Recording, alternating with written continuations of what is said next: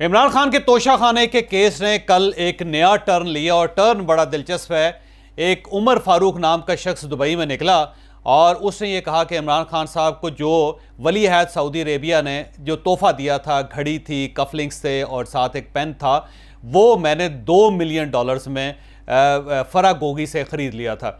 उनका ये क्लेम है और उनका ये कहना है कि ये सौदा शहजाद अकबर साहब ने किया था। शहजाद अकबर साहब ने मुझे फ़ोन करके कहा था कि फ़रा साहिबा आपके साथ रब्ता करेंगी और उनके पास एक यूनिक किस्म की घड़ी है जो सऊदी वली अहद ने दी है प्राइम मिनिस्टर को, तो मेरा ख्याल है आप उसे ख़रीद लें। और उसके बाद फ़रा गोगी दुबई में इनके पास आई और फिर उन्होंने $4-5 मिलियन इनसे मांगे। सौदा जो था वो $2 मिलियन में हो गया। और फिर उमर फारूक साहब का ये कहना है कि मैंने $2 मिलियन कैश में उनको पे किया था और उसके बाद ये घड़ी उन्होंने उनसे ले ली थी और फिर घड़ी उन्होंने दिखाई भी। पहली बात तो ये कि घड़ी ठीक है, ये वाकई ही वही घड़ी है जो सऊदी वली अहद ने इमरान खान साहब को पाकिस्तान में आके दी थी। और ये घड़ी इस वक्त, दूसरी बात यह है कि ये घड़ी इस वक्त उमर फारूक साहब के पास है, इसमें कोई शक नहीं। ये कहानी का एक हिस्सा है और ये शाहजेब खानज़ादा साहब के प्रोग्राम में कल ये हिस्सा प्ले किया गया था, आपने उसको देखा था। और इस कहानी का दूसरा हिस्सा कल हमारे प्रोग्राम में प्ले हुआ जिसमें एहसन जमील गुजर साहब जो फ़रा गोगी के खामद हैं, उन्होंने ये डिक्लेयर किया कि ज़िंदगी में कभी भी फ़रा और मैं ये दोनों कभी उमर फारूक से नहीं मिले और ना ही हमारा इस घड़ी के साथ कोई ताल्लुक़ है, ना हमने इस घड़ी को देखा, ना हमने घड़ी का सौदा करवाया और ना ही हम किसी जगह इन्वॉल्व हैं और ना ही हम इन शख्स से वाकिफ़ हैं। लिहाजा अब स्टोरी अजीब सी है कि एक साइड पे उमर फारूक साहब का क्लेम है कि ये घड़ी मुझे फ़रा गोगी साहिबा ने बेची थी और $2 मिलियन वो लेके गई थी, और दूसरी तरफ एहसन जमील गुजर साहब ये दावा कर रहे हैं कि ये सरासर गलत है, हमने कोई घड़ी नहीं बेची और ना ही फ़रा गोगी कभी उमर फारूक साहब से मिली, ना पाकिस्तान में ना दुबई में। अब ये कहानी का दूसरा हिस्सा है और यहाँ पे एहसन जमील गुजर साहब ये मुतालबा भी कर रहे हैं कि अगर उमर फारूक साहब के पास कोई सबूत है, कोई ज़ाहिर CCTV कैमरा फुटेज होगी उनके पास या कोई रसीद होगी या कोई भी चीज़ अगर उनके पास है तो वो प्रूफ सामने ले आएं और उसके बाद ज़ाहिर है फिर दूध का दूध और पानी का पानी हो जाएगा। ये अब दोनों वर्जन्स आपने सुन लिए इस दास्तान के, तो मैं अब कुछ हकायक आपके सामने रखना चाहता हूँ। और उन हकायक पर जाने से पहले आपको पता है कि मुझे ये क्लेम किया जाता है लोगों की तरफ से कि मैं इमरान खान साहब के ख़िलाफ़ हूँ और मैं हमेशा उनके ख़िलाफ़ वीलॉग्स करता हूँ। और इसमें कोई शक भी नहीं कि हमारे जो वीलॉग्स होते हैं उसका ज़्यादा मौजू इमरान खान साहब ही होते हैं, इमरान खान साहब की पॉलिटिक्स या इमरान खान साहब के बयानात होते हैं। लेकिन यहाँ पर मैं एतराफ़ करूँगा कि इमरान खान साहब की तमाम तर मुखालफत के बावजूद मुझे उमर फारूक साहब की स्टोरी में बड़ा ढीलापन सा महसूस होता है। ये स्टोरी मुझे कोई जामे या कंक्रीट महसूस नहीं होती, इसके अंदर बड़ा झोल है। अब वो झोल क्या है वो मैं आपके सामने रखूँगा। पहली बात तो ये है कि इमरान खान साहब को ये घड़ी तोहफे में मिली थी, ये हकीकत है, और ये तोहफ़ा भी क्राउन प्रिंस ने दिया था, ये बात भी 100% दुरुस्त है। तीसरा, ये तोहफ़ा इस्लामाबाद में इमरान खान साहब को दिया गया, ये बात भी दुरुस्त है। और ये तोहफ़ा बाद में इमरान खान साहब ने 2 करोड़ 15 लाख रुपए अदा करके तोशाखाने में जमा करवा के ये तोहफ़ा ख़रीद लिया था, ये बात भी दुरुस्त है। और ये बात भी दुरुस्त है कि इमरान खान साहब ने ये घड़ी बाद में 10 करोड़ रुपए की बेची थी और वो बिकी भी थी, ये बात भी ठीक है। लेकिन क्या वाकई ये घड़ी उमर फारूक साहब ने ख़रीदी थी? यहाँ पे बहुत बड़ा सवालिया निशान है। और क्या ये उमर फारूक साहब ये कह रहे हैं कि $2 मिलियन में हमने ये घड़ी ख़रीदी थी और उस वक्त $2 मिलियन वो 28 करोड़ रुपए के बराबर बनते हैं। ये रकम उस वक्त की वैल्यू के मुताबिक 28 करोड़ रुपये बनती है। तो अब सवाल ये कि क्या वाकई ये घड़ी 28 करोड़ की बिकी थी? ये भी एक सवाल है। अब मैं कुछ स्टोरी को रिवील करना चाह रहा हूँ आपके सामने कि बेसिकली असल स्टोरी है क्या। इसमें कोई शक नहीं कि तोहफ़ा आया, इमरान खान साहब ने तोहफ़ा ख़रीदा 20% दे के और वो तोहफ़ा ने डिक्लेयर किया कि मैंने ये ख़रीदा। उसके बाद ये घड़ी बेची भी उन्होंने। अब सवाल ये कि बिकी कहाँ पे? जो मेरे सोर्सेज हैं वो ये कहते हैं कि जुल्फ़ी बुखारी साहब के ज़रिए ये घड़ी इस्लामाबाद में बिकी थी और इसकी कीमत उस वक्त 6 करोड़ 10 लाख रुपए वसूल की थी इमरान खान साहब की बिहाफ पे। और जो सौदा करवाने वाले लोग थे जिनके ज़रिए ये घड़ी बेची गई थी, उसमें एक साहब वो ब्रिगेडियर थे उस वक्त और वो मिलिट्री सेक्रेटरी थे प्राइम मिनिस्टर के। एज ए मिलिट्री सेक्रेटरी जो प्राइम मिनिस्टर के ब्रिगेडियर साहब वो इसमें इन्वॉल्व थे। जुल्फ़ी बुखारी साहब को पता है उस शख्स का नाम जो इस्लामाबाद में था जिसको ये घड़ी बेची गई।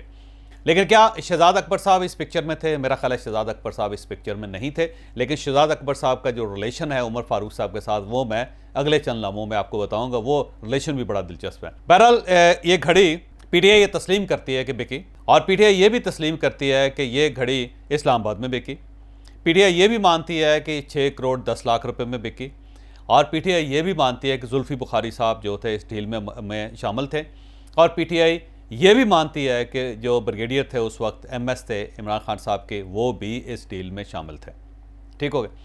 अब सवाल ये है कि शहजाद अकबर साहब का नाम कहाँ से आता है। अब शहजाद अकबर साहब की एक अलग कहानी है। शहजाद अकबर साहब ज़ाहिर एहतसाब के उस वक्त मामले खसूसी थे प्राइम मिनिस्टर के, उस दौर में आपको याद होगा। और ये जो साहब हैं उमर फारूक साहब, इनका ताल्लुक नार्वे के साथ है और इनके 3 भाई हैं, वो भी नार्वे में नॉर्वेजियन सिटीज़न है और इनके खिलाफ वहाँ पे केस चल रहा है। इन्होंने वहाँ पे कोई मालियाती घपला किया था जिसके बाद वहाँ नार्वे पे इनके खिलाफ केस बन गया। इनके 3 भाई जो हैं वो इस वक्त भी मुल्ज़म या मुजरम की हैसियत से जेलों के अंदर है और उनके खिलाफ केसेस चल रहे हैं। उमर फारूक साहब वहाँ से फ़रार होकर नार्वे से ये दुबई आ गए और दुबई के बाद ये पाकिस्तान आने लगे। पाकिस्तान में इन्होंने एक बड़ी मशहूर अदाकारा है सोफिया मिर्ज़ा, आपको जानते होंगे, उनके साथ इनकी शादी होगी, उनसे इनके 2 बच्चे हो गए। उसके बाद सोफिया मिर्ज़ा के साथ इनका केस चलना शुरू हो गया और सोफिया मिर्ज़ा से ये अपने बच्चे वापस लेना चाहते थे, जिस पे केस चलता रहा। अल्टीमेटली ये केस 10 लाख रुपए में सेटल हुआ।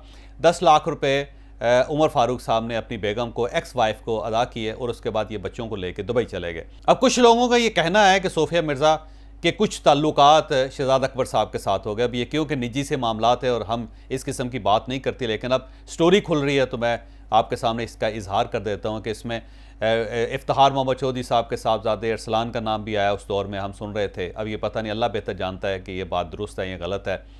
उसके बाद ये शहजाद अकबर साहब के साथ भी सोफिया मिर्ज़ा साहिबा के मिलती रही हैं, मुलाकात होती रही। अब ये मुलाकातें किस लेवल पे थी इसके बारे में हम कुछ नहीं कह सकते, लेकिन पीटीआई के बहुत सारे सोर्सेज ये मानते हैं कि शहजाद अकबर साहब सोफिया मिर्ज़ा के बहुत करीब थे।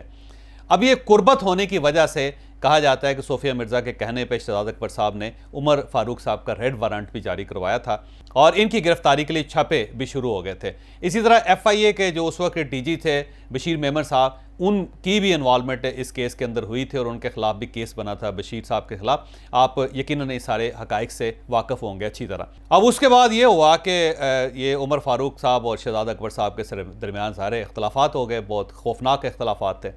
अब यहाँ पर कई सवाल पैदा होते हैं कि अगर ये घड़ी शहजाद अकबर साहब ने बकवाई थी तो फिर शहजाद अकबर साहब और PTI कभी उमर फारूक से इतना ज़्यादा फड्डा ना लेती, क्योंकि उन्हें पता था कि अगर हमने उमर फारूक को नाराज़ कर दिया तो उमर फारूक किसी भी वक्त इस घड़ी का इशू पैदा कर सकते हैं। लिहाजा जब आपने इतना बड़ा सौदा किया हो तो फिर आप उस शख्स के साथ तल्लुकात बेहतर रखते हैं, उसको उसके खिलाफ रेड वारंट जारी नहीं करवाते। ये मुमकिन नहीं है, अकल नहीं मानती इस चीज़ को। दूसरा, अगर आपकी बेगम की वजह से एक शख्स के साथ आपकी लड़ाई चल रही है और उस शख्स का नाम शहजाद अकबर है, तो फिर आप शहजाद अकबर के कहने पे घड़ी क्यों खरीदें?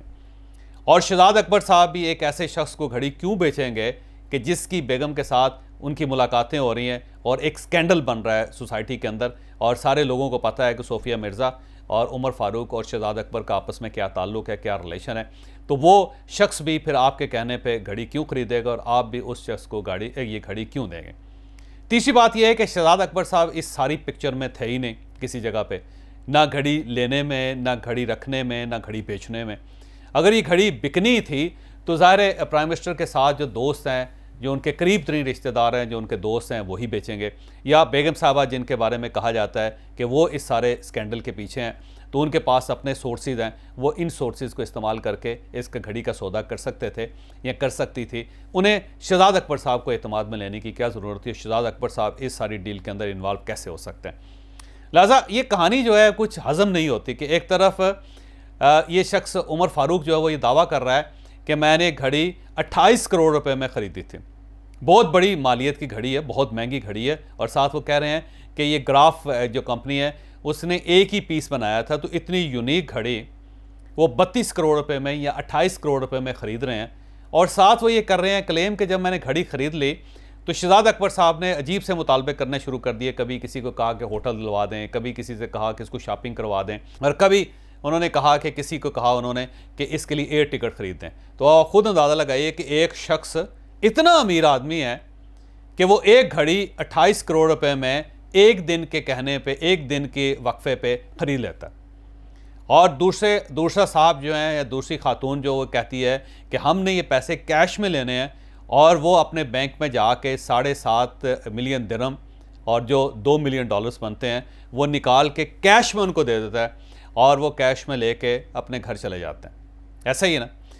और वो दूसरी तरफ वो इतना गरीब आदमी है, ये इतना कंजूस आदमी है कि वो एक छोटी सी शॉपिंग करवाने या एक दो एयर टिकट्स या एक दो लोगों के होटल अकोमोडेशन जो ज़्यादा से ज़्यादा कितने पैसों की होंगी, बहुत ज़्यादा लग्जरी होटल्स भी हो तो $1,000 लग जाएंगे, $2,000 लग जाएंगे, या 2,000 4,000 10,000 डॉलर की शॉपिंग हो जाएगी। और दूसरी तरफ वो बंदा भी जो कह रहा है वो बहुत इंपॉर्टेंट है, और इतना इंपॉर्टेंट है कि वो आपको एक यूनिक किस्म की घड़ी आपको बकवा रहा है।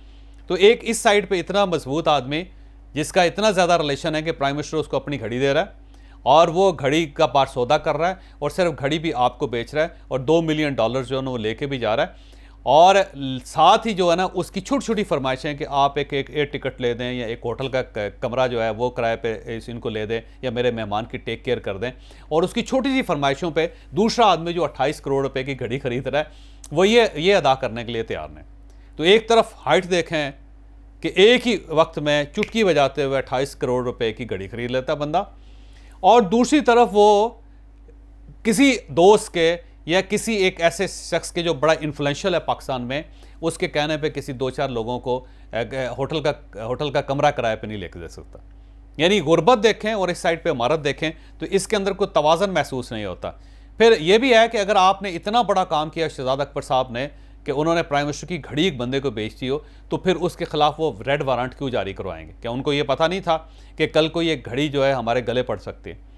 तो ये दास्तान मुझे कुछ समझ नहीं आई कि उमर फारूक साहब अगर इतने अमीर आदमी हैं कि वो 28 करोड़ रुपए की घड़ी खरीद सकते हैं, और दूसरी तरफ जो अपनी बेगम है उसके साथ जो सेटलमेंट हो रही है उनकी वो 10 लाख रुपए की है, पाकिस्तानी 10 लाख रुपए की।